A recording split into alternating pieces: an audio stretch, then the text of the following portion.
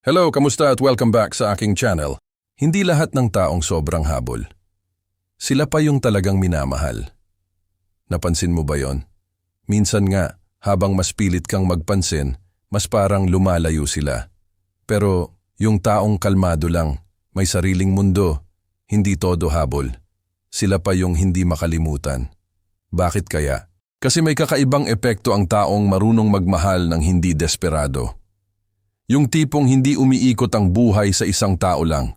At alam mo, maraming tao ang akala nila para mabaliw sa'yo ang isang tao. Kailangan sobrang sweet ka lagi. Laging available, laging nagre-reply agad, laging nagbibigay ng assurance kahit hindi naman hinihingi. Pero minsan, doon ka pa nawawala sa isip niya. Kasi nawawala yung excitement, nawawala yung challenge, nawawala yung mystery. Parang paborito mong pagkain. Kahit gaano kasarap yan, kapag araw-araw mo kinakain, darating sa point na mananawa ka rin. Pero kapag bihira mo lang matikman, hinahanap-hanap mo. Ganon din minsan sa attention at presence ng tao. At hindi ito tungkol sa paglalaro ng feelings ha.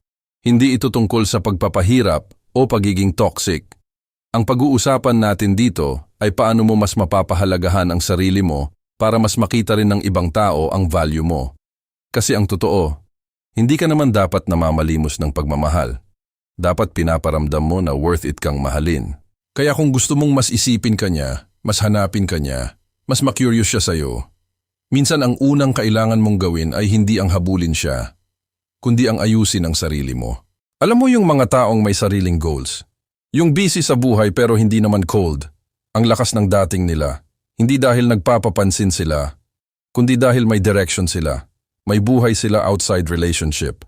At doon nagsisimula ang attraction. Kasi aminin natin, ang taong masyadong nakafocus lang sa isang tao, minsan nakakabigat. Imagine mo, kakagising mo pa lang. Asan ka? Bakit di ka nag-reply? Sino kasama mo? Parang hindi ka partner, parang CCTV camera ka na may bantay 24/7. Nakakapagod yon. Pero kapag may sarili kang mundo, sariling hobbies, sariling goals, iba ang energy mo. Mas nagiging attractive ka naturally. Hindi ka naghahabol ng validation kasi alam mong may value ka kahit walang pumupuri sa'yo. At doon pumapasok ang unang sikreto. Huwag mong gawing sentro ng mundo mo ang isang tao. Mahal mo, sige, ipakita mo. Pero huwag mong kalimutan ang sarili mo. Kasi kapag buong buhay mo iniikot mo sa kanya, darating ang araw na mawawala ka sa sarili mo.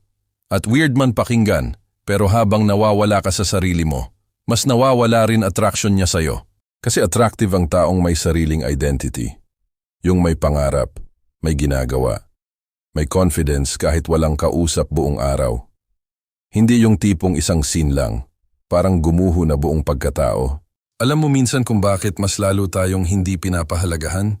Kasi masyado tayong available. Parang convenience store na open 24 hours. Kahit anong oras kailangan ka, nandyan ka agad. Kahit pagod ka na, go pa rin. Kahit ikaw na ang nasasaktan, sige pa rin. At ang masakit, habang mas sanay silang nandyan ka lagi, mas hindi nila nararamdaman ang halaga mo. Hindi dahil masama sila, kundi dahil ganon talaga minsan ang tao.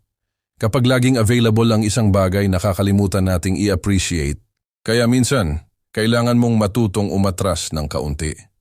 Hindi para maglaro ng isip, kundi para maalala mo rin na may sarili kang buhay. Lumabas ka kasama friends mo, mag-workout ka, mag-aral ka ng bagong hobby, mag-focus ka sa pangarap mo, hindi para magselos siya, hindi para magpapansin, kundi para maging mas buo kang tao. Kasi ang taong buo sa sarili, hindi madaling kalimutan. At alam mo kung ano pa ang nakakabaliw sa isang tao? Yung marunong kang maging masaya kahit wala siya. Grabe yun sa totoo lang. Kasi maraming tao ang sanay makita na dependent ka sa kanila emotionally.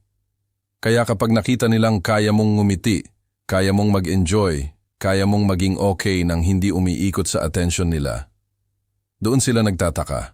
Bakit parang mas gumaganda siya? Bakit parang mas glowing siya? Bakit parang hindi na siya naghahabol? At doon nagsisimula ang curiosity. Kasi confidence is attractive. Hindi yung maingay na confidence ha. Hindi yung nagyayabang. Ang tunay na confidence, tahimik, relaxed. Hindi kailangan patunayan sarili every minute. Yung tipong kaya mong maghintay ng reply ng hindi paranoid. Kaya mong magmahal ng hindi nawawala dignidad mo. Kaya mong sabihin sa sarili mo na, mahal ko siya, pero mahal ko rin sarili ko. Ibang level yon. At isa pa sa hindi makalimutang ugali. Yung marunong makinig. Oo, simple lang pakinggan. Pero sa panahon ngayon, bihira na ang taong totoong nakikinig. Karamihan naghihintay lang ng turn nila magsalita. Pero ang taong marunong makinig, nakaka-comfort yan. Nakaka-addict kausap. Kapag nagsasalita siya tungkol sa problema niya, huwag mo agad gawing tungkol sa'yo. Minsan ang kailangan lang ng tao, maramdaman na naiintindihan siya. Alam mo yung pakiramdam na after mong makausap isang tao, gumagaan loob mo. Hindi dahil may magic siya, kundi dahil ramdam mong present siya, genuine siya. At doon ka tatatak. Hindi sa sobrang landi, hindi sa sobrang effort, kundi sa paraan ng pagpaparamdam mo na safe siyang maging totoo sa'yo. Kasi maraming maganda, maraming pogi, maraming sweet, pero hindi lahat nagbibigay ng peace. At habang tumatanda tayo, mas hinahanap na ng tao ang peace kaysa drama. Kaya kung gusto mong mas hanapin ka niya, minsan bawasan mo ang pagiging komplikado. Hindi lahat kailangang awayin, hindi lahat kailangang gawing issue, hindi lahat kailangan ng toyo test. Nakakapagod din kasi magmahal ng taong parang laging may exam. Mas masarap kasama yung marunong umintindi. Marunong makipag-usap ng maayos. Marunong magpatawa kahit stressful ang araw. Kasi tandaan mo, ang taong nagbibigay ng magandang pakiramdam, sila yung madalas hinahanap-hanap. Hindi mo kailangan maging perfect. Hindi mo kailangan maging pinaka-sexy. Hindi mo kailangan maging pinakamayaman. Minsan sapat nang marunong kang magdala ng sarili mo ng may respeto at may gaan sa pakiramdam. At dun mo marirealize na para mas mahalin ka ng tao, hindi mo kailangan baguhin buong pagkatao mo. Kailangan mo lang maging mas tunay, mas buo, at mas secure sa sarili mo. May mga tao kasi na akala nila ang sikreto para hindi iwan ay sobrang kapit. Sobrang bantay, sobrang effort na halos ubos na sila. Pero alam mo kung anong nakakatawa? Habang mas hinihigpitan mo ang isang tao, mas gusto niyang kumawala. Parang hawak mong buhangin sa palad mo. Kapag sobrang higpit ng hawak mo, mas mabilis siyang dumudulas. Pero kapag marunong kang humawak ng tama, kusang nananatili. Ganon din sa relasyon at attraction. Kaya isa sa pinakamalakas na bagay na pwede mong gawin, matutong hindi matakot mawalan. Hindi ibig sabihin wala kang pakialam. Hindi ibig sabihin ready ka agad magpalit. Ang ibig sabihin lang nito, alam mong kahit sino pa mawala, hindi matatapos ang buhay mo. Kaya mong tumayo ulit, kaya mong sumaya ulit, kaya mong mahalin sarili mo ulit. At alam mo, ang taong hindi takot mawalan, sila yung mahirap bitawan. Kasi hindi sila kumakapit dahil desperado. Nandyan sila dahil gusto nila, hindi dahil kailangan nila. At ibang klase ang dating nun. Ramdam yon eh. Kapag kausap mo ang isang taong emotionally secure, parang ang gaan sa pakiramdam. Walang pressure, walang guilt trip, walang kapag iniwan mo ko mamamatay ako. Nakakapagod kaya yon. Hindi love ang tawag doon minsan. Emotional hostage taking na. Pero ang taong kalmado, marunong rumespeto ng space, marunong umintindi na may sariling buhay ka rin, doon mas lalong lumalalim ang attachment.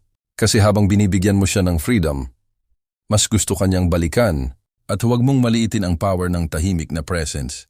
Hindi lahat kailangan i-post, hindi lahat kailangan ipagsigawan, hindi lahat kailangan may validation online.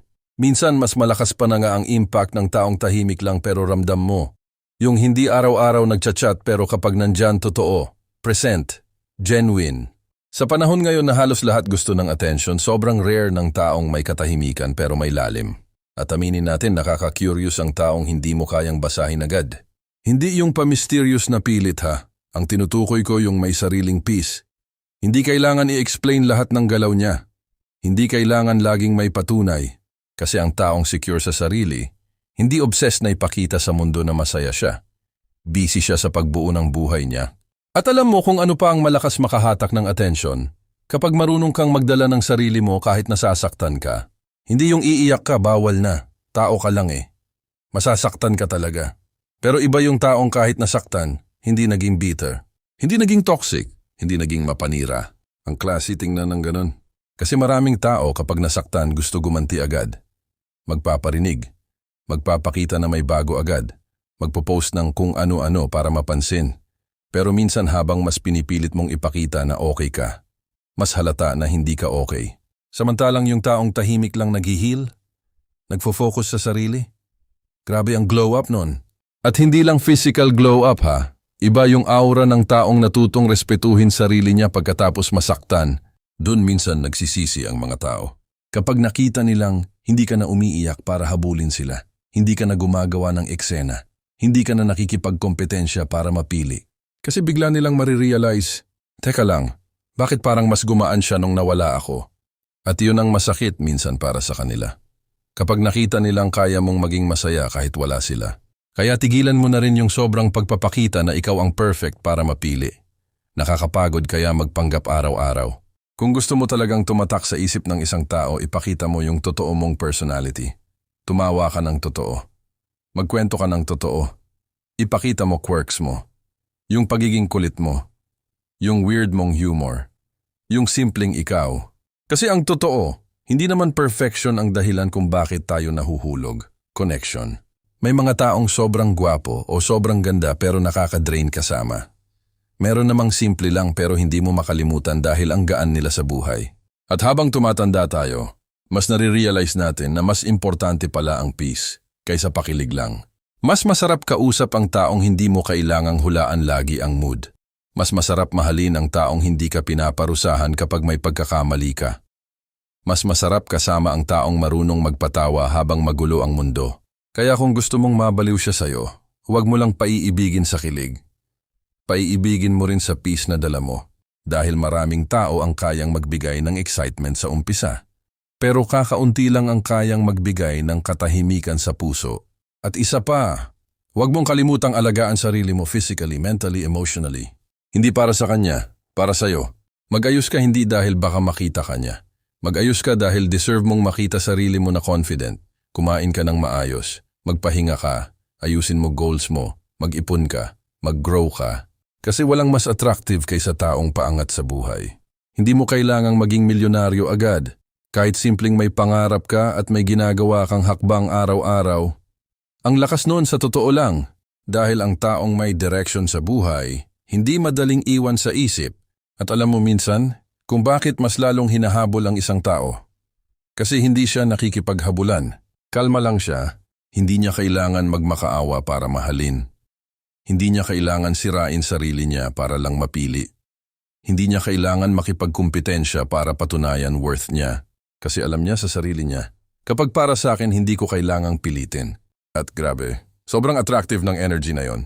Hindi maingay, hindi needy, hindi toxic, pero malakas ang dating. Parang kanta na hindi mo na malayang paulit-ulit mo na palang kinakanta buong araw. At minsan doon talaga nagsisimula ang totoong obsession. Hindi sa sobrang pilit, kundi sa taong nagbibigay ng pakiramdam na ang sarap niyang balik-balikan. Kasi isipin mo ha, sa dami ng tao sa mundo, bakit may mga taong kahit matagal mo nang hindi nakakausap, sila pa rin yung naiisip mo minsan bago matulog? Hindi naman dahil sila ang pinaka-perfect.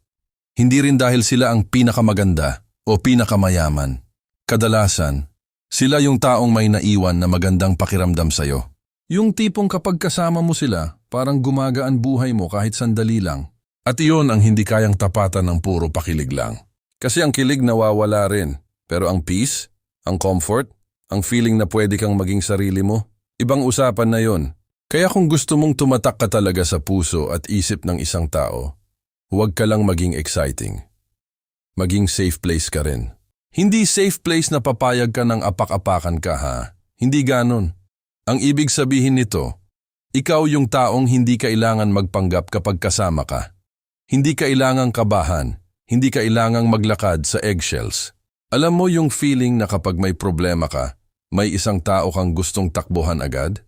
Hindi dahil mayaman siya, hindi dahil perfect siya, kundi dahil komportable ka sa kanya. Grabe ang impact nun. At minsan hindi mo namamalayan, doon nagsisimula ang pinakamalalim na attachment. Hindi sa grand gestures, hindi sa mamahaling regalo, kundi sa simpleng consistency. Kasi maraming tao magaling sa simula eh. Sa umpisa sweet, sa umpisa effort, sa umpisa todo update. Pero habang tumatagal, nawawala rin. Kaya ang tunay na tumatatak, yung consistent kahit walang audience, kahit walang post, kahit walang validation, yung marunong tumupad sa salita. Kapag sinabi niyang tatawag siya, tatawag siya. Kapag sinabi niyang nandyan siya, nandyan siya. Simple lang pakinggan pero sobrang rare niyan ngayon. At alam mo kung ano pa ang sobrang nakaka-addict sa isang tao. Kapag marunong kang magpasaya ng buhay mo nang hindi umaasa sa ibang tao, kasi maraming relasyon ang nasisira, hindi dahil walang pagmamahal, kundi dahil ginagawang responsibilidad ng partner ang buong kaligayahan nila. Nakakapagod yun. Imagine mo araw-araw kailangan ikaw sumalo ng lungkot niya, insecurities niya, boredom niya, lahat. Siyempre partner ka, nandyan ka para umalalay. Pero iba naman, yung ikaw na lang ang source ng happiness niya. Hindi healthy yon. Mas attractive pa rin ang taong marunong maging masaya mag-isa pero pinipili ka pa rin makasama. Iba ang kailangan kita sa pinipili kita. Kapag kailangan ka lang ng tao, minsan takot lang siya mawalan. Pero kapag pinipili ka niya kahit kaya naman niyang maging okay mag-isa, iyon ang genuine. Kaya huwag kang matakot maging independent. Hindi nakakasira ng relasyon ang pagiging buo mo bilang tao. Sa totoo lang, mas pinapatibay pa nga nito. Kasi hindi kayo nagmamahalan dahil may kulang. Nagmamahalan kayo dahil gusto niyong dagdagan ang saya ng isa't isa. At huwag mo ring kalimutan ang halaga ng respeto sa sarili. Kapag paulit-ulit ka ng dinidisrespect, niloloko, binabaliwala, huwag mong gawing achievement ang pagtitiis. Hindi lahat ng staying ay pagmamahal. Minsan takot lang talaga tayong maiwan. Pero tandaan mo ito. Mas mababaliw sa iyo ang isang tao kapag nakita niyang kaya mong umalis sa sitwasyong hindi ka na nirerespeto. Bakit? Kasi ipinapakita mong alam mo ang worth mo. At ang taong may standards, may boundaries, may respeto sa sarili, hindi madaling kalimutan. Kasi sa mundo ngayon, maraming available, pero kakaunti ang may dignity. At huwag kang matakot mawalan ng tao dahil lang ipinaglaban mo ang peace mo. Kasi ang tamang tao, hindi ka pipilitin sirain sarili mo para lang mahalin ka niya. Hindi mo kailangang magmukhang kawawa para kaawaan. Hindi mo kailangang maghabol hanggang mawala respeto mo sa sarili. Hindi mo kailangang ubusin sarili mo para lang mapatunayan na mahal mo siya. Ang totoong pagmamahal, hindi mo kailangang ipagsiksikan. At minsan ang pinakamalakas na move talaga, yung marunong kang manahimik. Hindi lahat kailangan sagutin. Hindi lahat kailangan patulan. Hindi lahat kailangan ipaliwanag. Kasi habang tumatanda tayo, nare-realize natin na sobrang mahalaga pala ng emotional control. Ang taong kalmado kahit may dahilan para magwala, sobrang lakas ng dating nun. Hindi impulsive, hindi toxic, hindi pa victim lagi. At doon ka mas nirerespeto. Kasi ang maturity, hindi yan paramihan ng parinig sa social media. Hindi paramihan ng status na masaya na ako. Ang tunay na maturity, tahimik pero stable. At alam mo maraming tao ang bumabalik hindi dahil pinilit mo silang bumalik, kundi dahil na-realize nilang bihira pala ang taong tulad mo. Yung taong may lambing pero may boundaries. May care pero may respeto sa sarili. May pagmamahal pero hindi desperado. At kapag dumating ka sa point na hindi mo na kailangang pilitin ang sarili mo para mahalin ka ng iba, doon mo mararamdaman ang tunay na confidence. Kasi doon mo maiisip, kung mahal niya ako, salamat. Kung hindi, tuloy pa rin buhay ko. At surprisingly, iyon pa minsan ang dahilan kung bakit mas lalo kang hinahanap. Kaya sa lahat ng nanonood ngayon, tandaan mo ito. Hindi mo kailangang maging ibang tao para mapansin. Hindi mo kailangang magmakaawa para mahalin. Hindi mo kailangang habulin ang taong hindi kayang makita ang halaga mo.